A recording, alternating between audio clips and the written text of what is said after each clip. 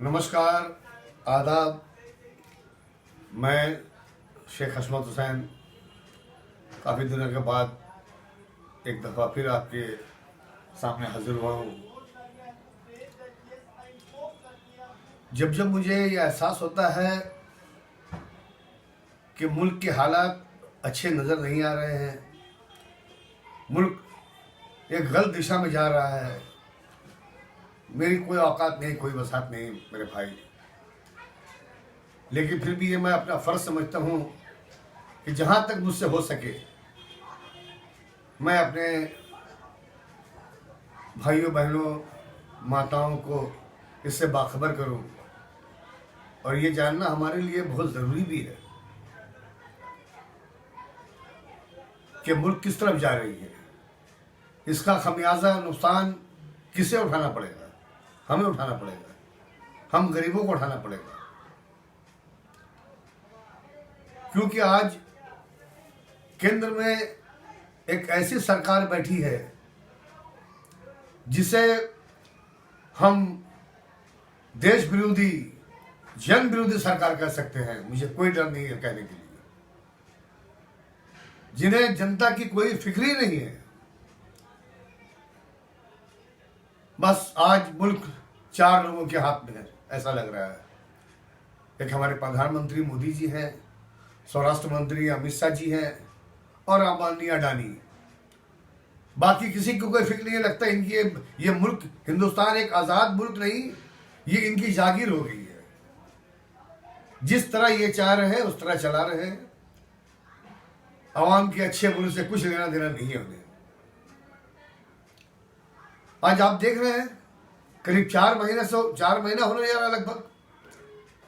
हमारे किसान भाई जिन्हें हम अन्नदाता कहते हैं, यह हमारा एक नारा रहा है, जय जवान जय किसान। आज उनके साथ क्या सलूक कर रहे हैं ये? आज 4 महीने से हमारे किसान भाई रास्ते में बैठे हैं। करीब तकरीबन 150 से 200 वहीं बैठे बैठे अपने जान गंवा चुके हैं। इन्हें जरा एहसास नहीं हो रहा है इस जालिम हुकूमत को, ये जालिम हुकूमत को जरा एहसास नहीं हो रहा है उनके बारे में। ये अपनी जिद पर अड़े हैं। अरे मेरे भाई, मेरे दोस्त, मेरी माँ, मेरे बहनों, एक दफा आपसे ये जरूर सोचो कि अगर किसान अनाज उगाना बंद कर दे तो क्या हम पैसे खाएंगे? या हमारे प्रधानमंत्री जाके खेती करेंगे या अमित शाह जी जाके खेती करेंगे? जो हमारे लिए अनाज उगाते हैं, भले हम पैसा देकर खाते हैं, लेकिन अनाज नहीं होगा बाजार में तो हम क्या पैसे खाएंगे? आज उनके साथ क्या सुलूक है इनका? उनके साथ तरह तरह की गेमबाजी हो रही है। 26 जनवरी के दिन उनके साथ एक बड़ा गेम खेला गया। कुछ अपने लोगों को लाल किले के अंदर घुसा दिया कि लाल किले के अंदर कुछ लोग अगर घुसे हैं, वहां उन्होंने झंडा लगाया है। बिल्कुल असंवैधानिक, मैं मानता हूं बिल्कुल संविधान के खिलाफ है। लेकिन इसको रोकने की जिम्मेदारी किसकी थी? ये किसके लिए जवाबदार है? ये पुलिस किसकी है? पुलिस क्या कर रही थी वहां? ये किसानों को बदनाम करने के लिए, किसानों को आपस में लड़ाने के लिए, ये क्या करना चाहते हैं? मुल्क किसके हाथ में बेचना चाहते हैं? बेच तो रहे हैं। रेलवे बेच दो, LIC बेच दो, प्लेन एयर कंपनी बेच दो, सब बेच रहे हैं। इनके पास खरीदार है? मैं एक बहुत छोटा इंसान हूं,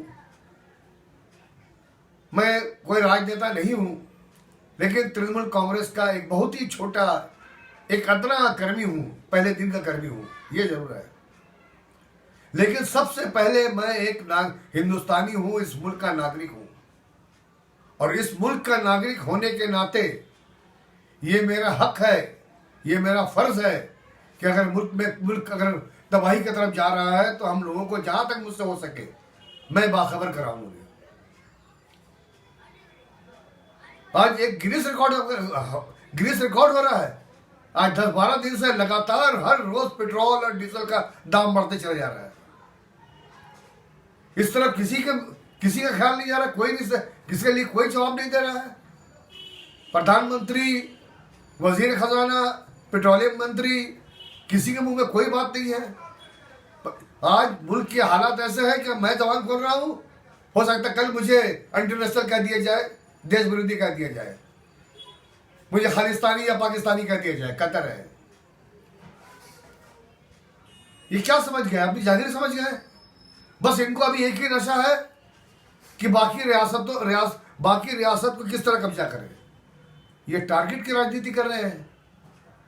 राजनीति अलग चीज है, ये आज टारगेट कर रहे हैं। आज बंगाल को टारगेट किए हुए हैं, जहां हमारी दीदी इस रियासत को अमन मान से चला रही है। एक इनका जो परिकल्पना है कि जन्म से मरण तक गरीबों का भला होता रहे, कुछ ना कुछ इन्हें मिलता रहे, इन्हें ये नहीं भा रहा है, ये नहीं बर्दाश्त कर सक रहे। इन्हें चाहिए कि किसी तरह हमको ये रियासत हाथ में मिले, हम इस पर भी काबिज हो जाए। इसके लिए गरीब आवाम का पैसा पानी की तरह बहा रहे हैं। पैसा उनके पास काफी है। कुछ बेईमान गद्दार नमक हराम लीडरों को खरीद भी रहे हैं, खरीदते रहे, लेकिन आवाम की ताकत इनको मालूम होनी चाहिए कि पैसे से आवाम को नहीं खरीद सकते। कुछ गद्दार नमक हराम बेईमान लीडर को खरीद सकते हैं। हमारी दीदी जो अपनी जान की परवाह किए बगैर, हम इससे पहले भी कह चुके हैं, दीदी से इल्तिजा कर चुके हैं कि अपनी सेहत का पहले ख्याल रखिए, लेकिन उन्हें धुन है एक, बस बंगाल बचाओ। और ये दिन आ गया है। बंगाल को बचाना, इस राज्य को बचाना हमारा सबसे पहला फर्ज हो गया है, क्योंकि अब ये दोनों इसके पीछे पड़े हैं। ये देख नहीं रहे आप लोग? प्रधानमंत्री, स्वास्थ्य मंत्री और तमाम मंत्री को लगा चाहिए कि बंगाल को लेना है, अरे छीन के लेना, मैंने गुंडागर्दी।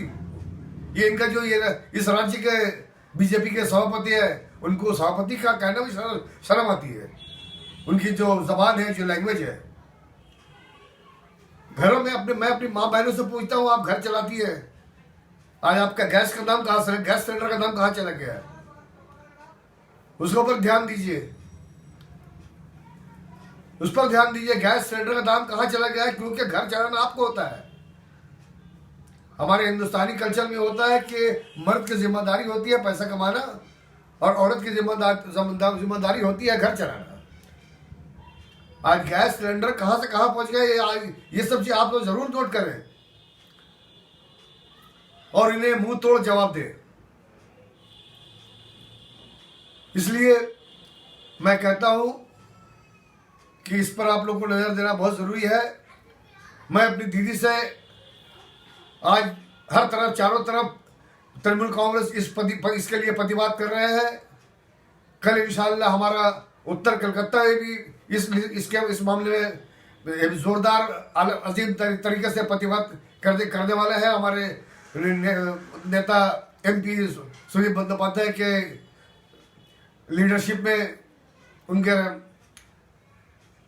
हर नौजवान से ये अपील है कि इसमें जरूर शरीक हो और इस प्रतिवाद को कामयाब करें। ये दिखाएं बीजेपी को कि तुम बेईमान लीडर खरीद सकते हो, वोटर आवाम को नहीं खरीद सकते हो। और दीदी से मेरे ये इल्तिजा है कि दीदी आप आगे बढ़ते रहिए, हम आपके पीछे हैं। हजार करोड़ों लोगों के दुआएं, शुभकामनाएं आपके पीछे है। बस इसी के साथ मैं अपने बात में खत्म करता हूँ। जय हिंद, जय बांग्ला, तृणमूल कांग्रेस जिंदाबाद, ममता बनर्जी जिंदाबाद।